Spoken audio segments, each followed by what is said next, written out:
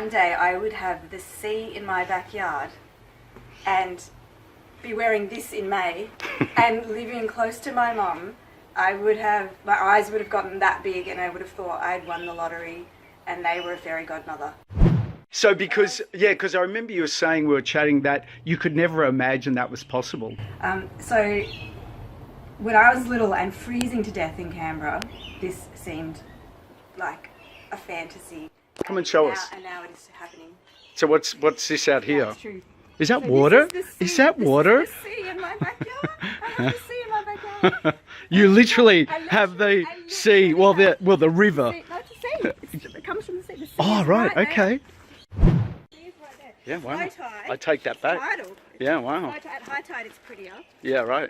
But Still looks quite pretty to the me. ocean is right there. Wow. And I have 2 frangipani trees because I live in the tropics. Wow, isn't that beautiful? And I have a kayak that I can use from my backyard, which is incredible in the mornings. So let's take us upstairs. Let's have a look I upstairs. just bought it, so still lots to do to the place. So you're saying that you could never imagine that this was possible? Look, turn around and look at that.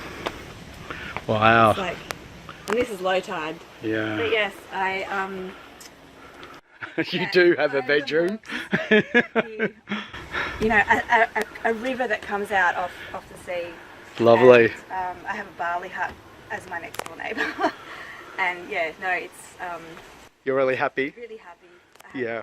I have a bedroom with an ensuite, a balcony, the sea in my backyard. I live close to Mum, which is something I've always wanted. I live on the Gold Coast, and I have the most incredible group of friends here that I could have asked for, which really makes it all. But yeah, it is a dream. The title of the video is How Jo Manifested Her Dream Property. And one of the things that I truly believe and know is that it's deciding what we want first and then figuring out the how. And what I thought we could do is hear a little bit of your backstory in relation to us having that conversation one day about you and what you wanted and what you thought wasn't possible and what was possible, and that whole journey that you've gone on to now bring this beautiful property that you just love by the water into reality. Shall we do that? Yep. Cool. But before we do, we're going to go downstairs out of the sun. Cool? Okay. So this is me behind the camera asking questions of my friend Jo. So Jo, in the video that we just shared, you are at your home here in the day, and now we're here at night, well, sunset, and it's just beautiful here, and got the beautiful water here. And the reason I'm doing this video, as I just shared, is speaking to a lot of people about dreams and goals that they have, and let's face it, the fears that come with that. And I know you have thought a lot about buying a property, and let's face it, had some fears around that. So should we talk about that, and what did you think? What was your brain telling you that could potentially go wrong, and why it took you a while to make the decision? Yeah, look, I had my deposit for a long time, so it was really stupid to sit on it for so long. Like, I'm thinking it was, remember how long? Probably 10 years. And yeah, so I guess I was trying to think before, what was the fear about? And it was fear of making a mistake. It was a fear of using my money incorrectly. It was a fear of not loving the place, having bought the wrong place, it not being a good investment, getting it and not loving it, and choosing which city I wanted to buy in as well. Where did I want to live? Where did I want the property? And just, it was probably ultimately a fear of getting it wrong, and I just sat on it for too long, but luckily not. Real feelings that I think we all have, and maybe some a little more than others. And so Jo, you work in government, right? Yep. And your job is a lot around managing risk and different things. I know you're a qualified lawyer too. So knowing that personality style, it would make sense that you would have those concerns in your mind.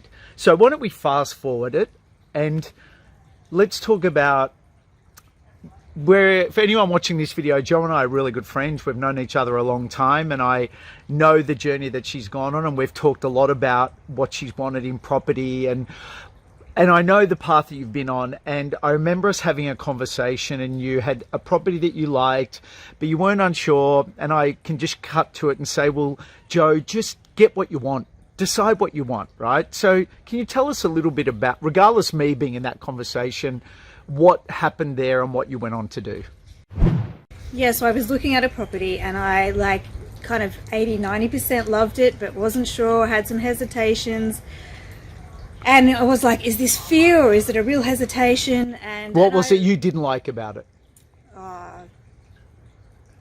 Like details. A lot of things. There were some things I didn't like about it. Too much shade, not enough sunlight, okay. Things like that. Yeah. And I was with Trevor one day and I sort of told him some of the things that I, was concerned about, and he really validated my feelings and validated what I was thinking and said, wait for what. And I actually said, there's this street on the creek in the location that I want on the river that, and I don't know if I should hold out for that. And I said, I really want a waterfront property, but I'll never be able to afford a waterfront property. And Trevor said, you will get your waterfront property, hold out for what you want, and you have some valid concerns about this other property, and you will get what you want. And just kind of validated how I was feeling and said, you can have what you want ultimately. And so I didn't buy that property, and I was relieved when I made that decision. And then I found this place on the river, which is what I wanted all along. So Trevor was right, and it happened like a few months later, and I was like, cry. Trevor, from your lips to God's ear, it happened. So I was so grateful. Well, thank you, and I do think that very often I'm helping my sister with a home loan at the moment, and she comes to me and says, I found this, but it doesn't have this and doesn't have that, because I know what her wish list is, and I've gone, sis, only focus on what you want. Only focus on what you want. And she's got a budget. There's constraints that we have to work within, but I know what she wants in a property she can get in that budget, but she's just got to stay focused on it. So Joe, now that you've done it, the fears and concerns that you've had for some years, have any of those come true? No. No. No. I'm happy. Yeah. I'm happy with it. And if you were to share with anyone some helpful advice that could be wanting to, maybe they're a professional single woman who wants to buy a property or an investment and has some fears, what would be some tips that you might want to give them to have more confidence to be able to move forward and go take that leap, take that step? Wow. I guess follow your gut feeling, probably. Around going for what you want? Around going for what you want. And don't take what you don't want? Yeah, I guess so. Yeah. But I guess one thing I learned was that, I was so scared of wasting my deposit, and not being that if I didn't buy the dream place straight up, then I would have lost my chance to. But actually, the minute you invest in property, you've actually got more. Hopefully, you've got more than you had before, and then you can go on, potentially to buy other things or bigger things. So maybe don't be so afraid to invest. Would be like, if I had invested it 10 years ago, I would be a lot better off than I am now. So sitting on it was a mistake, and so I think investing is wise. Do your research, talk to a lot of people. Talk to a lot of people who know about the industry, research, and then follow your gut feeling, and I guess don't be afraid to get into the market. Yeah, great, thank you. And I heard a great quote: a good decision implemented is better than the perfect that is never. Yeah. And I think about myself with buying shares over the years and investing in property and different things, that if we are willing to be bothered to overcome fear and go do it, and it's even a reasonable property that might not even tick all the boxes, it will eventually perform. Yeah. And I would like to add to, regardless of me being involved in this conversation, if I could add to that, Joe, seek good professional help. A good finance broker or a good finance advisor broker, a good mentor. And again, not just to say that whether it's me or anyone, but I do feel that getting good advice, especially around areas that we don't know a lot about, helps us to minimize risk and maximize return. Absolutely. Yeah. I mean, I would say there's two elements to it. One is the emotional side, and then there's the logistics and all of the, like the rational stuff, the finance and all that. And that was a huge learning curve for me.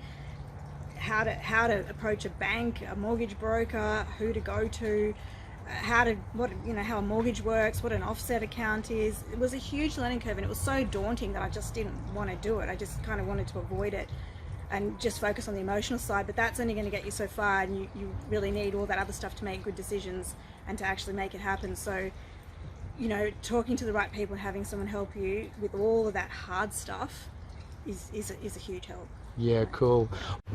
Well, thank you again. High five, my friend. Thanks, well done, and thanks so much for sharing your story. That's okay. Thanks for sharing my nice. Yeah, well, let's. Home now. It's a little dark here, but let's. There is a beautiful. What would we call this? This is. It's a river. It's a river, and just down there goes out to the ocean. But, Jo, thank you, and I really appreciate your time and sharing your story. Thank you. Thanks for helping me warm it. My pleasure. Thanks.